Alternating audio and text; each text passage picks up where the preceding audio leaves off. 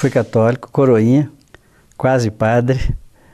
Depois eu me senti um tanto insatisfeito na Igreja Católica. Busquei, estudei um pouco de racionalismo cristão. Fui Rosa Cruz, meditações, visita a enfermos, etc. E por razões profissionais, morando para a Bahia, interior da Bahia, minha mulher teve problemas de ordem espiritual, eu diria uma obsessão muito pesada. O que me levou, depois que os médicos não resolveram o problema, de uma certa gravidade, buscar a casa espírita, e nós identificamos na época que era um problema obsessivo. Tratados, recuperados, nós estudamos seriamente a doutrina, começamos a ajudar a montar uma casa de velhos na Bahia. De lá fomos transferidos profissionalmente para o Rio de Janeiro. Estudamos seriamente espiritismo, onde podia encontrar. Ficamos amigos próximos de Divaldo Franco, na Bahia. Viemos para Brasília, colaboramos, fomos dirigentes de casa espírita, várias casas espíritas. Depois fomos para o exterior, por razões profissionais, ficamos na Europa durante 4 anos. Divaldo, que hospedava conosco, a nossa mentora Joana de Anjos, no culto evangélico, nos recomendava em Portugal que desse uma contribuição na tarefa da unificação do movimento espírita português.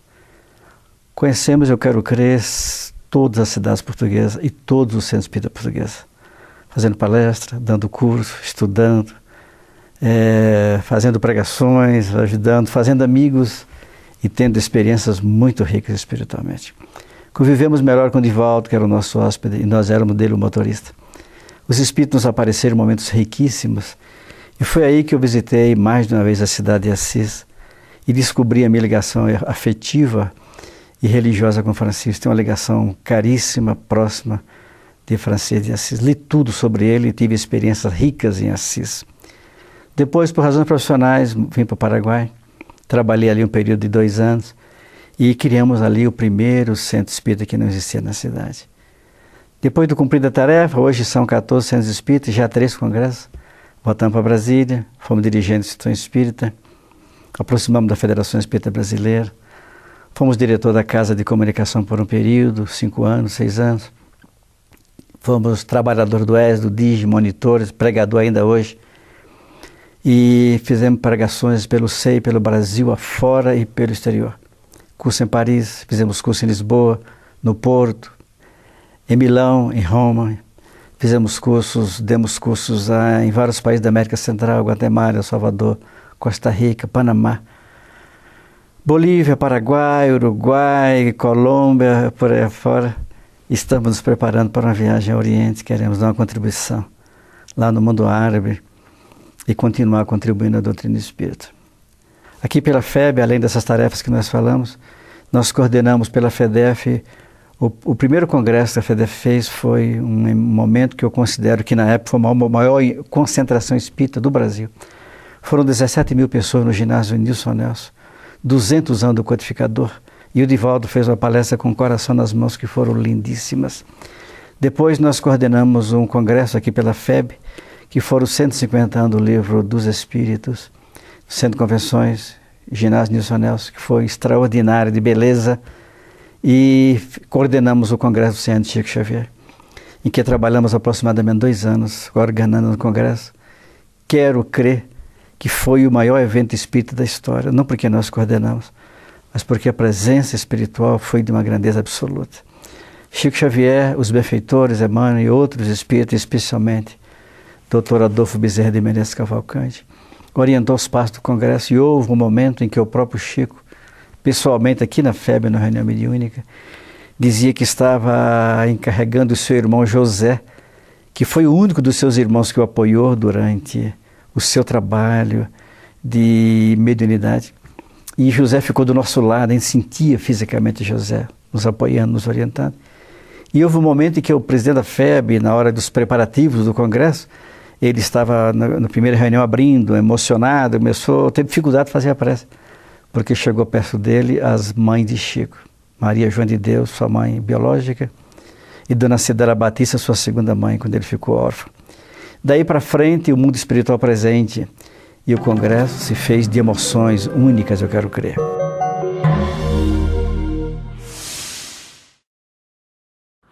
Eu nasci, não vou dizer exatamente no berço espírita, mas meu pai era vidente e minha tia também, que morava conosco. Então eu sempre via alguns fenômenos, inclusive acontecia uma sessão espírita em minha casa, só que na verdade meu pai era meio espírita, meio umbanda, uma coisa meio misturada. Quando eu era pequena, eu era acordada aos domingos obrigatoriamente para assistir a missa, né? E criança, né? Eu ficava dormindo no colo da minha mãe e a parte da missa que eu mais gostava quando eu era pequena era quando o padre dizia assim: vão em paz que o Senhor vos acompanhe. Então eu ficava feliz da vida, mãe, já posso ir. Enfim, eu acho que forçar uma criança, né, a acordar cedo para fazer algo que ela não entende é complicado. Hoje em dia eu tenho respeito por qualquer religião, uma visão meio de Dalai Lama, né? A melhor religião é a que te faz melhor. E então eu via os fenômenos e via algumas coisas acontecerem muito estranhas para uma criança, né? E eu fiquei inquieta, eu sempre queria entender o que era aquilo. Desde pequena, eu sempre tive uma vontade de entender a coisa a fundo. Então eu comecei a frequentar algumas denominações, a ler sobre algumas coisas, né? Em minha casa, meu pai tinha os livros espíritas, quase todos os livros de Kardec. Então eu li alguma coisa, né? E fui a alguns lugares. Uma coisa que me chamava a atenção eram os fenômenos que eu vi em minha casa e os fenômenos que eu vi nessas denominações, tipo pessoas que falavam línguas, e eu me perguntava, minha mãe muito católica, né? Tinha uma certa resistência, eu me perguntava, poxa, o que é que habilita que aquelas pessoas que estão ali recebem espíritos que são benignos, santos, e as outras pessoas têm espíritos que são malignos, né? Como é que eu posso discernir isso? Então, efetivamente, eu comecei a buscar. Mas você vai crescendo e essas coisas vão um pouco perdendo sentido, até porque meu pai teve um derrame e se afastou um pouco. Quando eu fiquei adulta, né, eu tive um primeiro trabalho, um amigo que ficou muito próximo e que faleceu num acidente de trabalho. De novo, aquela inquietação, né? Eu sentia a presença dele e aquilo me deixava muito angustiada. E aí eu voltei a ter necessidade de buscar aquelas histórias, porque é como se voltasse tudo à tona, que você ficou um pouco adormecido, né? Então eu voltei a buscar, a querer entender e comecei a um pouco prestar atenção sobre isso e voltar a buscar. Então eu entrei num grupo, que era um grupo espiritualista, e eu comecei a desenvolver o que a gente chamava de mediunidade, né? Porque espiritualista era bem misturado. E aí talvez incorporação, talvez algumas coisas que eu também sentia a vontade de entender que fenômeno era aquele. A gente fazia as leituras, só que o grupo acabou. E eu terminei buscando uma outra possibilidade. Eu fui para o centro espírita. Um pouco por conta disso e um pouco porque eu tive um problema de saúde, né? E talvez tivesse que fazer uma cirurgia e alguém, na verdade o pessoal do grupo me falou de uma cirurgia espiritual. Eu fiz essa cirurgia em casa e eu vi toda a cirurgia, eu vi a pessoa, eu vi a entidade chegando, vi a entidade trabalhando, fazendo a cirurgia. E logo depois dessa cirurgia eu fui para uma médica e ela fez o exame e ela comparando, né, os resultados, ela, você tinha um problema. Eu ia dizendo para ela que ela, não, me diga não, primeiro eu quero ver. E depois ela me perguntou, o que é que você veio fazer aqui? E eu disse, não, eu tinha esse problema, que era um mioma e tal. E ela, mas você já fez a cirurgia, né? E eu disse para ela, bem, eu fiz, agora não a cirurgia convencional. Aí ela me olhou e fez, como assim? Eu disse, eu fiz uma cirurgia espiritual. Ela aí olhou com aquele olhar de desdém e fez, quem sabe às vezes funciona. Eu digo, comigo funcionou. Ela bom, o que aconteceu eu não sei, eu sei que esse mioma que tinha aqui não tem mais nesse outro. Se você diz que não fez cirurgia, eu não entendi o que ela quis dizer com aquilo, ou pelo menos eu fiz de conta que não entendi, mas então eu continuei frequentando as doutrinárias, um pouco lendo. Eu vinha me casar, meu marido é espírita, então você acaba frequentando um pouco mais. Meus irmãos hoje todos são espíritas, né?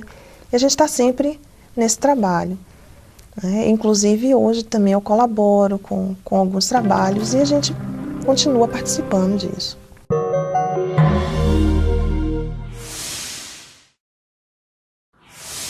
Nascido em berço católico, eu fiz a primeira Eucaristia, fiz a Crisma também. Só que na época da Crisma, que é ali aproximadamente aos 15 anos, eu já não estava tão convicto a respeito da minha fé católica, né? Não que eu tenha algo contra, mas tem muitas coisas boas, aprendi muitas coisas boas, mas o catolicismo, ele me atendeu até um certo limite, né? Eu diria assim que o que as outras religiões ofereciam, eu não conseguia interiorizar aquilo. Eu achava que faltava algo. Então, em meados do ano de 2005, 2004, quando eu estava no terceiro ano, eu comecei a ler livros espiritualistas e me interessei pela doutrina espírita, pelo seu caráter espiritualista, pela sua crença na reencarnação, né? Eu era ignorante com relação à doutrina, mas algumas coisas me atraíam na doutrina. E eu tinha um colega que era espírita, e a minha professora da escola de música, onde eu estudava, era espírita também. E os dois, coincidentemente, frequentavam o mesmo centro e me convidaram para conhecer. Então eu fui na Juventude Espírita e me engajei, porque, primeiramente, eu me interessei pela arte espírita, porque eu tocava violão. Então, eu notei que as músicas eram muito bem elaboradas, com arranjos tão bonitos. Então, primeiramente, o que me atraiu ao espiritismo, à juventude espírita, foi a música. Mas, ao mesmo tempo, eu comecei a estudar a doutrina espírita, e desde aquela época, aí eu fui evoluindo, no sentido assim eu fui pegando cada vez mais tarefas, mudei de cidade, mas continuei no espiritismo e agora estou no espiritismo, trabalhando com evangelização também. O espiritismo foi uma descoberta que de certa forma, preencheu várias lacunas na minha vida, sabe? Com relação à espiritualidade.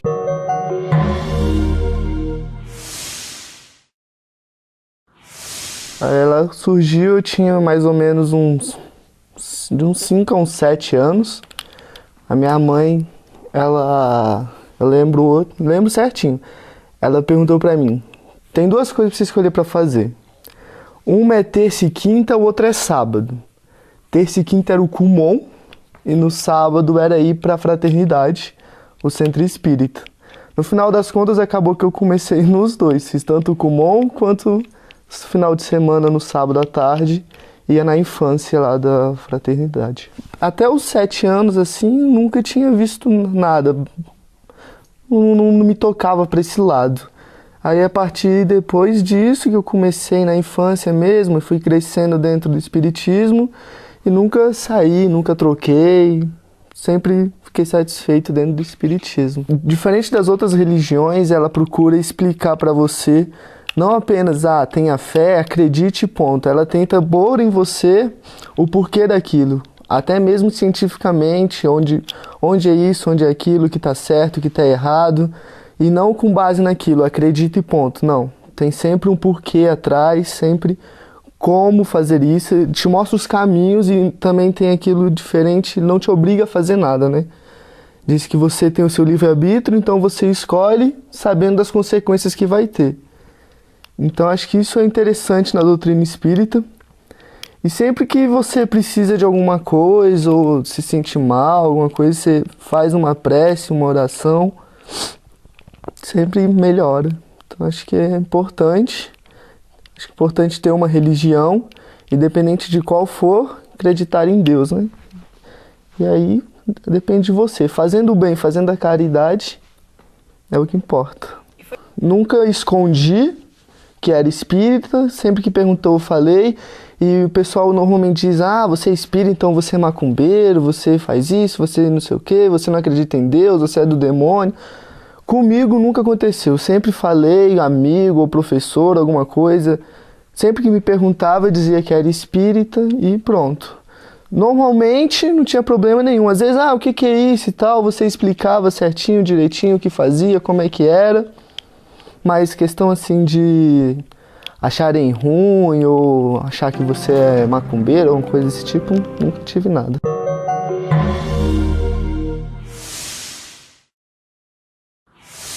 através do meu pai. Quando eu tinha uns 8, 9 anos, ele me levou no Centro Espírita, no Núcleo Bandeirante, e eu fui assistir uma palestra. Não era uma palestra voltada para criança nem para adolescente, era uma palestra voltada para adulto. E eu acabei gostando. Aí, quando eu fui morar com ele, ele me perguntou qual religião eu gostaria de seguir. E eu falei que eu era espírita. E era uma coisa que já estava em mim, assim. E era uma coisa que eu gosto e tô até agora.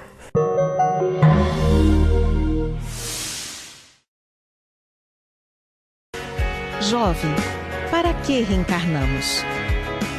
Basta não fazer o mal? O que é Deus? O que é ser um homem de bem? Espíritos podem nos influenciar? De onde viemos? O que existe após a morte? Para onde vamos? Busque respostas. Encontre caminhos. Participe da evangelização espírita.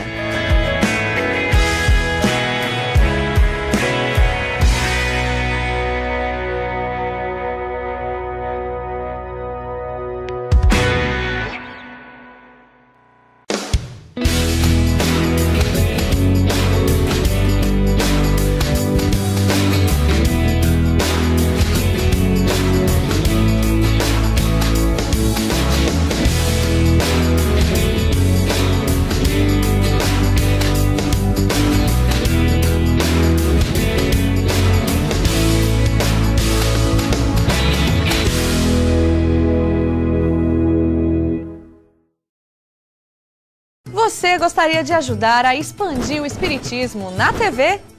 Então aí vai a dica. Você se torna sócio do Clube Amigos do Espiritismo e ajuda a levar a mensagem espírita a muito mais corações. Além de contribuir com este grande desafio, você ainda ganha brindes exclusivos.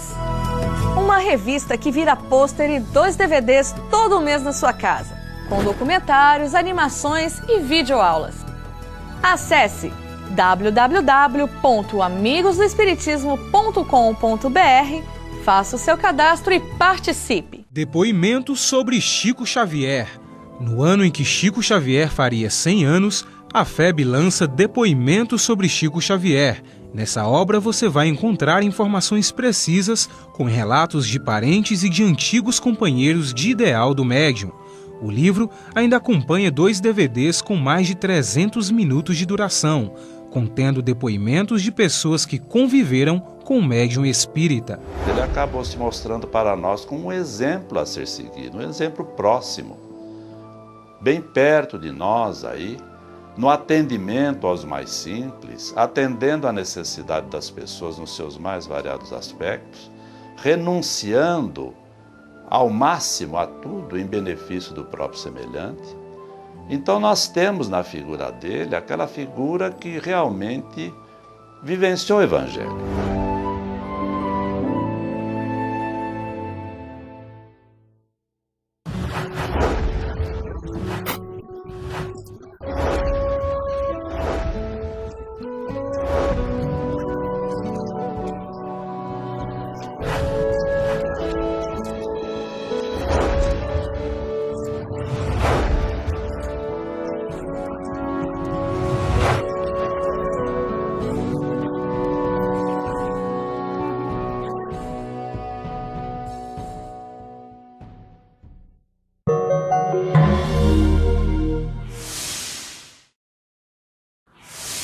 Eu era católico, ajudava a missa, era coroinha, né, e tinha pretensões da minha família que eu fosse padre, e não deu certo por razões que a vida vai conduzindo a gente. E eu mudei para a cidade de Juiz de Fora para estudar na época, morava em Adamaí, fui para Juiz de Fora, e ali eu fui estudar, e me interessei, eu estava insatisfeito com o modo como a igreja funciona. Alguma coisa dentro de mim não atendia as minhas perguntas, né? E eu comecei a estudar racionalismo cristão, que é uma espécie de um pré-desejo de estudo das coisas da espiritualidade. Depois eu fui convidado para conhecer Rosa Cruz, que é alguma coisa também um falar em reencarnação, meditações, curas, etc. E aí, quando eu fui para a Bahia de volta, fiz um trabalho de um concurso, fui para a Bahia e minha mulher teve problema de ordem espiritual, como eu falei. E aí então é que eu terminei me aproximando. Como eu tinha lido, meditava, estava acostumado a meditar, eu entendi que o problema que estava ocorrendo com ele não era físico, era espiritual. E aí então nós batemos na porta do Centro Espírita às 11 da noite. E um casal muito amigo nos ajudou, nos atendeu. Atendeu e eu fui entender que era uma obsessão, que eu não conhecia. A partir daí o mentor me disse, olha, vocês têm um trabalho a contribuir na doutrina espírita. Começamos a vida assim, na campanha do quilo, depois batendo de porta em porta, pedindo para os pobres. Atendemos tuberculose muitíssimo na Bahia, porque tinha muito tuberculose. Toda a região formageira tem muito tuberculose. Minha mulher é enfermeira, depois psicóloga, e gostava de ajudar com essas pessoas. Daí para frente, a vida foi nos empurrando e nos comprometendo nas portas que se abrem para se alargar, dizendo, tem que trabalhar, tem muito que fazer. Então agora, as portas que se abrem para nós que temos consciência do compromisso, é a porta do mundo novo, da nova era, que o Cristo de Deus espera que todos nós ofereçamos o nosso contributo para iluminar os caminhos, sem a pretensão de sermos os donos da verdade, mas com a lamparina na mão, com a palavra, com o raciocínio, com a bondade, se puder, para que o mundo nos veja como, de alguma maneira, como uma referência na direção do Cristo de Deus.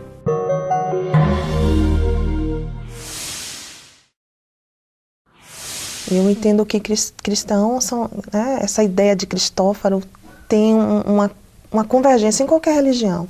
E eu aprendi isso desde criança. E alguns princípios básicos, como não fazer os outros que não queres para ti. E com a doutrina espírita você vai reforçando isso, né? A ideia de causa e efeito, de lei de afinidade.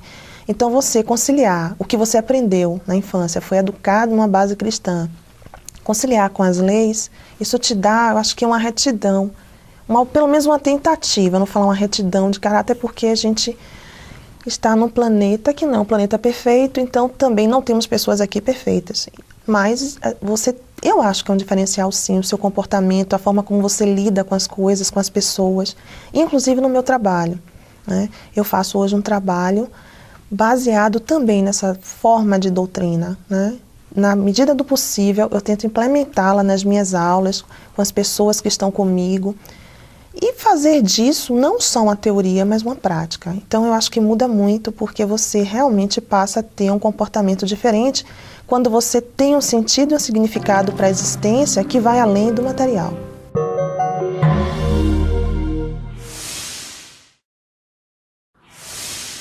Eu aprendi com o Espiritismo que as mudanças elas são graduais. Então algumas mudanças, às vezes a gente nem percebe, mas o que fica mais claro para mim é a mudança com relação às outras pessoas. Porque com a perspectiva espiritual, você se torna uma pessoa mais indulgente, mais paciente com as imperfeições das outras pessoas. Então, o Espiritismo, principalmente que eu posso afirmar hoje, é que eu sou mais paciente com as imperfeições alheias e com as minhas também. Porque baseado no fato de que a natureza não dá saltos, como é bem repetido, foi bem repetido nas aulas de evangelização, eu concordo bastante que a natureza não dá saltos e cada um tem seu tempo de mudar, de aprender. Então isso muda bastante as nossas relações com as outras pessoas e conosco mesmos.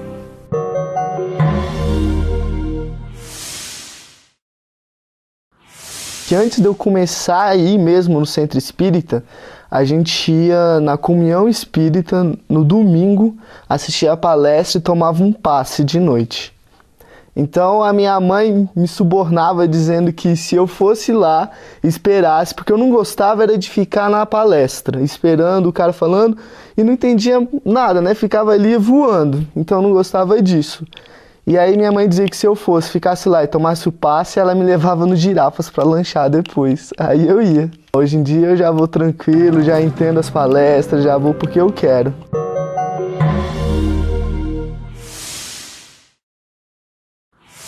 Com a doutrina espírita, eu aprendi a ser mais solidária com as pessoas, aprendi a compreender muito mais o mundo, algumas atitudes das pessoas. Achei algumas respostas para perguntas super frequentes na vida, acho que de qualquer pessoa. Dentro da doutrina, eu aprendi bastante coisa que me ajudou a facilitar um pouco a convivência com algumas pessoas, a compreender a minha relação com algumas pessoas, assim, as dificuldades que eu tenho. Na época que eu morava com minha mãe, eu tinha bastante conflito com ela, assim, a gente brigava bastante, a gente não se entendia. E eu preferi morar com meu pai. Foi uma mudança bem difícil, porque minha mãe não aceitava. Não passava pela cabeça dela ficar longe da única filha que ela tinha, né? E eu acabei indo morar com ele. Foi uma situação bastante complicada quando eu fui.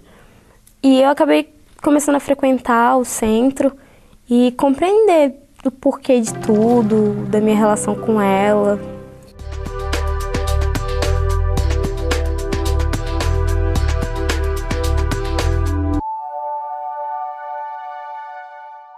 Conhecemos, eu quero crer, todas as cidades portuguesas e todos os centros espíritas portugueses, fazendo palestra, dando curso, estudando, fazendo pregações, ajudando, fazendo amigos e tendo experiências muito ricas espiritualmente.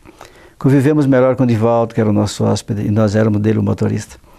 Os espíritos nos apareceram em momentos riquíssimos, e foi aí que eu visitei mais de uma vez a cidade de Assis e descobri a minha ligação afetiva e religiosa com o Francisco. Estudamos seriamente espiritismo, onde podia encontrar, ficamos amigos próximos de Divaldo Franco, da Bahia. Viemos para Brasília, colaboramos, fomos dirigentes de casa espírita, várias casas espíritas. Depois fomos para o exterior, por razões profissionais, ficamos na Europa durante 4 anos. Divaldo, que hospedava conosco, a nossa mentora Joana de Anjos, no culto evangélico, nos recomendava em Portugal que desse uma contribuição na tarefa da unificação do movimento espírita português.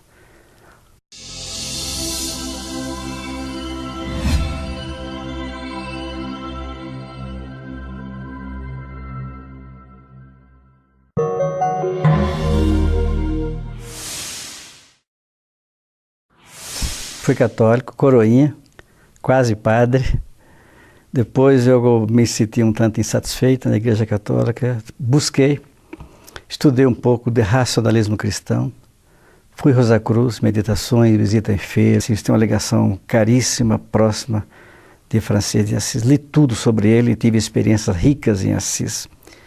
Depois, por razões profissionais, vim para o Paraguai, trabalhei ali um período de 2 anos e criamos ali o primeiro centro espírita que não existia na cidade. Depois de cumprida a tarefa, hoje são 14 centros espíritas, já 3 congressos. Voltamos para Brasília, fomos dirigentes de instituição espírita, aproximamos da Federação Espírita Brasileira, fomos diretor da Casa de Comunicação por um período, 5 anos, etc. E por razões profissionais, morando para a Bahia, interior da Bahia, minha mulher teve problema de ordem espiritual, eu diria uma obsessão muito pesada. O que me levou, depois que os médicos não resolveram o problema, daí era uma certa gravidade, buscar a casa espírita, e nós identificamos na época que era um problema obsessivo. Tratados, recuperados, nós estudamos seriamente a doutrina, começamos a ajudar a montar uma casa de velhos na Bahia. De lá fomos transferidos profissionalmente para o Rio de Janeiro.